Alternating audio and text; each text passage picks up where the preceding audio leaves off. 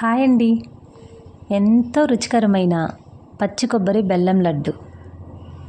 శివరాత్రి రోజున శివయ్యకు మా ఇంట్లో కొట్టుకున్న కొబ్బరికాయతో నేనైతే స్వీట్ చేసుకొని తినేసానండి. దేవుడి దగ్గర కొట్టుకున్న కొబ్బరికాయని ఇలా స్వీట్ చేసుకొని తినడం చాలా మంచిదండి. తయారీ విధానం చూద్దామండి. ముందుగా 2 కొబ్బరి చిప్పలను తీసుకొని కొబ్బరి చిప్పల నుంచి కొబ్బరిని వేరు చేసుకోండి. ఇప్పుడు కొబ్బరి ముక్కలను సన్నగా కట్ చేసుకొని మిక్సీలో వేసుకొని మెత్తని పేస్ట్లా కాకుండా కొంచెం బరకగా వేసుకోవాలి. మీరు కావాలంటే తురుముకోవచ్చండి, తురుముకున్న బాగుంటుంది. నేనైతే ఇలా మిక్సీకి వేసుకుంటున్నాను. స్టవ్ వెలిగించి బాండెలను పెట్టుకొని అందులోనే 3 టేబుల్ స్పూన్స్ నెయ్యిని వేసి నెయ్యి వేడయ్యాక పచ్చి కొబ్బరి తురుముని వేయండి.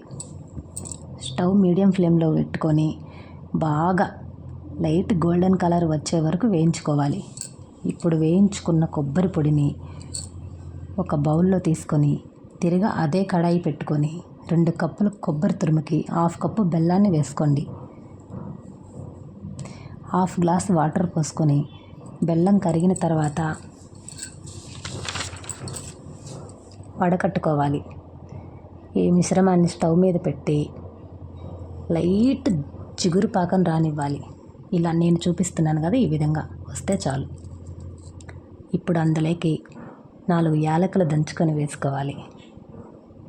అందులోనే వేయించి పెట్టుకున్న పచ్చి కొబ్బరి పొడిని వేసి స్టవ్ మీడియం ఫ్లేమ్లో ఉంచి 3 మినిట్స్ కలుపుకోవాలి.